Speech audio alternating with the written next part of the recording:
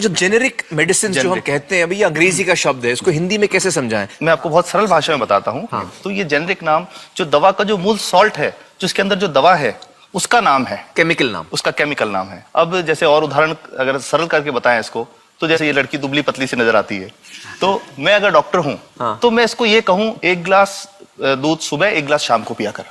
पर चिकित्सा के व्यवसाय में दुर्भाग्य से हमारे देश में ऐसा नहीं हो रहा।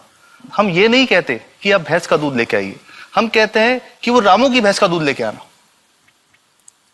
यही ब्रांडिंग है। ये जब उसकी दुकान पे जाती है, वो कहता है 500 रुपए लीटर है, लेना है कि नहीं लेना। तो जो 30 रुपए की चीज है वो 500 रुपए में मिलती है।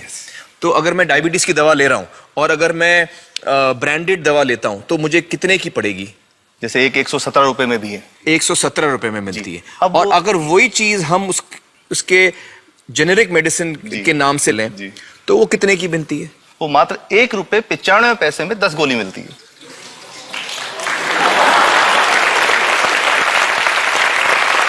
और दोनों गोलियों में कोई फर्क नहीं है किसी किस्म का? 100% समान, क्योंकि इसकी उत्पादन लागत ही इतनी है। उसका manufacturing, packaging, transport, retail margin, जो उसके मार्जिन जो हैं, जो हमारे ज्यादा वो सब मिला करके उतने की ही पड़ती है। कुछ कैंसर के मैं आपको उदाहरण दूंगा, उसमें एक ही दवा जो ब्लड कैंसर के काम में आती है, बाजार में 1.25 लाख रुपए का एक पैकेट मिलता है। 1.25 लाख का एक पैकेट जो 1 महीने चलता है। और जेनरिक में वही दवा जेनरिक में अलग अलग कंपनीज जो बनाती हैं, एक 10,200 में बेचती है, एक 8,800 में बेचती है और एक 6,500 में बेचती है। मतलब ये आपका ये कहना है कि आपके ये प्रयास से इतने कम में राजस्थान में पब्लिक को, आवाम को ये दवाएं पहुंचा रहे हैं आप इस वक्त? जी, क्या बात है।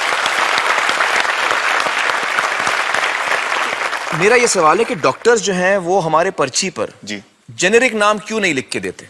क्यों लिखते हैं वो ब्रांडेड? जाने नहीं देंगे बाहर फिर? नहीं, सब जाने देंगे।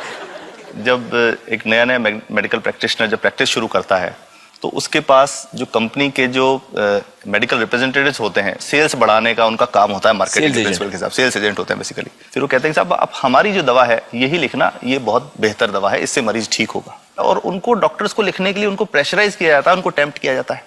तो ये इसमें बहुत बड़ा कारण है जो दवा की कीमत को उसकी वास्तविक कीमत से 5-10 गुना 20 गुना तक बढ़ा देता है। एक बहुत बड़ा कारण है, क्योंकि हमारे पास जब हम टेंडर करते हैं तो बहुत सारे कंपनी वाले आते हैं, जो भारत की जो सबसे बेहतर कंपनियां, जिसके भी नाम वो रेपुटेड कंपनियां जिनके नाम आप ले सकते हैं, वो सभी हमें वो उसको जो 70 रुपए की है उसको 2 रुपए में 5 रुपए में दे रही है, 30 रुपए की दवा 2 रुपए में दे रही है। इतना ज्यादा फर्क तो कंपनी तो दे सकती है और देना चाहती है, और हमें देती भी है इतनी कम दामों में, हमें दे रही है ना, ये संभव तो है। अच्छा, मैं आपको बताऊंगा कि भारत से हम लगभग 45,000 करोड़ रुपए की जेनरिक दवाइयां प्रतिवर्ष विदेशों को निर्यात करते हैं।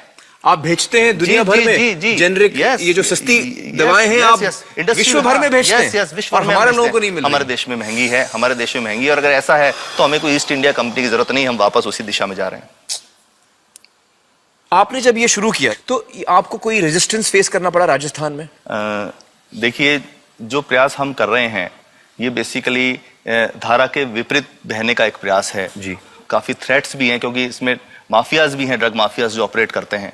और हम हमेशा ये बात कहते हैं कि हम 100 साल से भी पुरानी शोषण की व्यवस्था को बदलना चाहते हैं, पर हमने हमेशा डॉक्टर्स को दोषी नहीं माना। सारे डॉक्टर्स बुरे नहीं है। 50-60% तो जेन्युइनली वो चाहेंगे कि गरीबों को कम कीमत पे दवा मिल जाए, वो चाहेंगे। और आज भी ऐसे डॉक्टर्स हैं जो अपने घर से सैंपल्स ला करके अपने जेब से पैसे निकाल के मरीज का इलाज कराते हैं। ऐसे डॉक्टर्स आज भी हैं। बिल्कुल सही। तो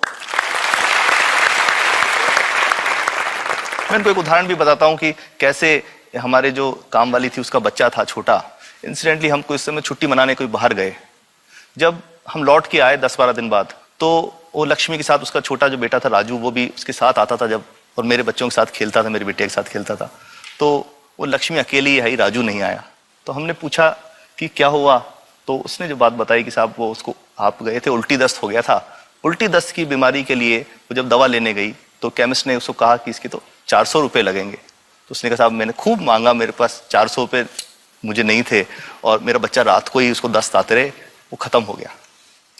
और मैं आपको ये कहना चाहता हूं कि वो जो दवा लिखी थी कि वास्तव कीमत 1.5-2 रुपए ही है, तो वो बच्चे की जान बच सकती थी। 65 वर्ष के बाद भी अगर कोई बच्चा उल्टी दस्त से मर जाए तो मैं नहीं समझता इससे शर्मनाक बात कोई हम लोगों के लिए हो सकती है। और सबसे बड़ी बात कि इसे आसानी से बदला जा सकता है। हमें सबको एक समन्वित, एक संगठित प्रयास करने की जरूरत है।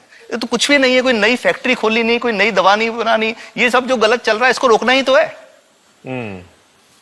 तो दोस्तों, डॉक्टर समित की बातों से हमें यह पता चला है कि दवाइयों का जो कॉस्ट होता है, जो उनको बनाने का खर्च होता है, वो बहुत ही कम होता है और हमें इन कम दामों में ये दवाइयां मिल सकती हैं अगर हमारी राज्य सरकार जेनेरिक मेडिसिन की दुकानें खोले, जैसे राजस्थान सरकार ने किया है और जिसके लिए हम उन्हें सलाम करते हैं।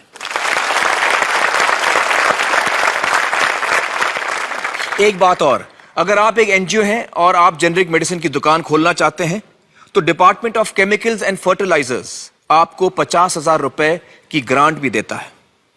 डॉक्टर समित, आपने बहुत ही बेहतरीन काम किया है और इस बहुत ही अहम मुद्दे पर रोशनी डालकर हमारी आंखें खोल दी हैं और हमारी दुआ यह है कि जो काम आपने राजस्थान में शुरू किया है वो हर राज्य में फैले, देश के कोने कोने में फैले।